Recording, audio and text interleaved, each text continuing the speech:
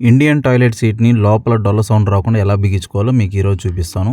Hi friends, ఎలా ఉన్నారు? Welcome to Telugu civil vlogs. ఈరోజు మేమైతే ఇక్కడైతే టాయిలెట్ సీట్ అయితే ఒకటి సెట్ చేయాలన్నమాట. ఇండియన్ టాయిలెట్ ఇది కామన్ బాత్రూమ్ అనమాట. దీనికి మనకి పీ డ్రాప్ అయితే ఒకటి తీసుకున్నాం. ఇదిగోండి, ఇదే పీ డ్రాపు. ఇక్కడ పీ డ్రాప్‌కి ఏందంటే మనం సైడ్‌కి అయితే ఇచ్చాం. అందుకోసం కింద అయితే ట్యాంక్ అనమాట. అంటే బయట లైన్‌లు వచ్చేది ఇక్కడ టీ అయితే రేజ్ చేసి అయితే పెట్టామన్నమాట. పీ డ్రాప్ అయితే ఖచ్చితంగా పెట్టాల్సి ఉంటుంది. సెంటర్ అయితే తీసుకోవాలి. గోడ కాడ నుంచి ఇటు సైడ్కి అయితే మనకి సెంటర్ 9 అయితే ఉండాలి. అప్పుడు షీట్ పెట్టంగా 6 ఇంచులు అయితే వస్తుంది. దీనికైతే ఎల్బో అయితే వేసుకోవాలన్నమాట. ఇది వచ్చి కామన్ బాత్రూమ్, అందుకోసం ఏంటంటే ఎప్పుడో ఒకసారి కాబట్టి వాడేది. ఇక్కడైతే లైన్ మళ్ళీ సపరేట్గా వేయకుండా ఇక్కడ ట్యాంక్ అయితే హోల్ అయితే వేసి దీంట్లో అయితే పెట్టేస్తాం అనమాట. 9 డ్రాప్ పెట్టుకోవాలి కంపల్సరీ, ఎందుకంటే స్మెల్ అయితే వస్తుంది. అందుకోసం ఇదిగోండి ఇప్పుడే సొల్యూషన్ అయితే వేసి దీనికైతే హీట్ చేసి పెట్టుకున్నాను. ఇది డబుల్ సాకెట్, ఇంకోటి ఎస్డబ్ల్యూఆర్ మోడల్గా ఉంటుంది, సింగిల్ సాకెట్ అనమాట. ఇది ఇప్పుడు మనం ఇదిగోండి పీ డ్రాప్ కింద మనైతే కల వేసుకుని సెట్ చేసుకోవాలి.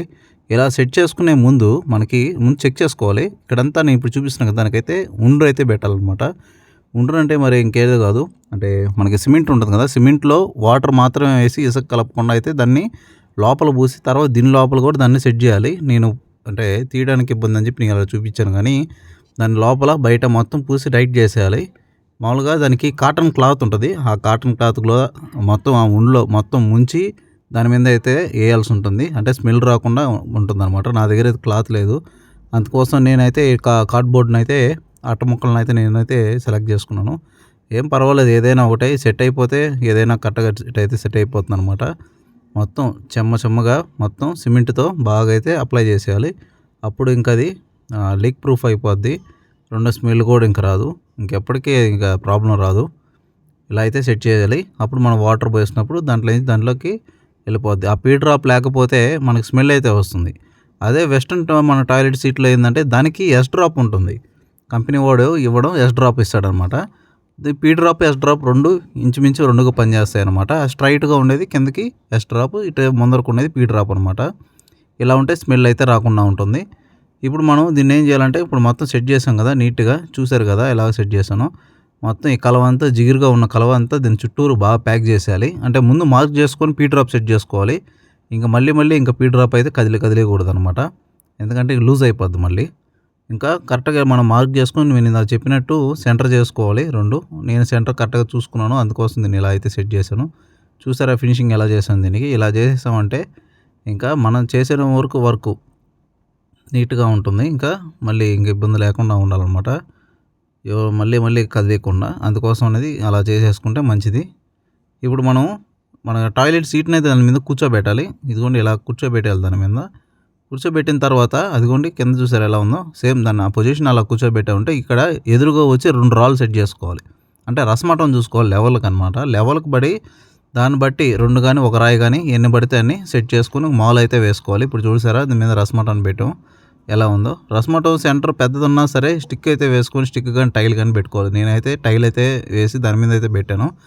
ఎందుకోసం అంటే ఉత్తర రసమటం పైన ఎడ్జ్లో పెట్టినా సరే అది తప్పు చూపిస్తుంది, ఎందుకంటే షీట్ మోల్డింగ్లో తేడా ఉంటే టోటల్ మీద తేడా చూపిస్తుంది. మీరు గమనించారో లేదో, ఒకటి దీని లోపల చూసారా మోల్డింగ్ కొద్దిగా క్రాస్ అయితే అయ్యి ఉందన్నమాట, కంపెనీ వాళ్ళు నుంచి రావడం. పీ డ్రాప్ అయిన ప్రాబ్లం ఉండొచ్చు, ఇలాగే షీట్ అయిన ప్రాబ్లం ఉండొచ్చు. అప్పుడు దానికి మనం నేను చెప్పాను కదా ఇంతకుముందు, గట్టిగా అయితే కలుపుకొని సిమెంట్లో నీళ్ళు వాటర్ వేసుకొని గట్టిగా కలుపుకొని దాని చుట్టూ చేసి దాని మీద కూర్చోబెట్టేసాం, టైట్ అయిపోతుంది. ఇప్పుడు నేను ఎప్పుడు కూడా వర్క్ ఎట్లా చేస్తానంటే ఫ్రంట్ సైడ్ ఒక గోడ కడతాను, దీని చుట్టూరు ఒక గోడ అయితే కడతాను. మీకు చూపిస్తాను దీని చుట్టూరు. చూసారు ఎలా కట్టినానో. చాలామంది ఏం చేస్తారంటే ఫ్రంట్ సైడ్ రాళ్ళు పెట్టేసి మిగతాదంతా ఇసుక పోసేస్తారు, చుట్టూరు ఇసుక పోసి వాటర్ అయితే ఫిల్ చేసేస్తారు.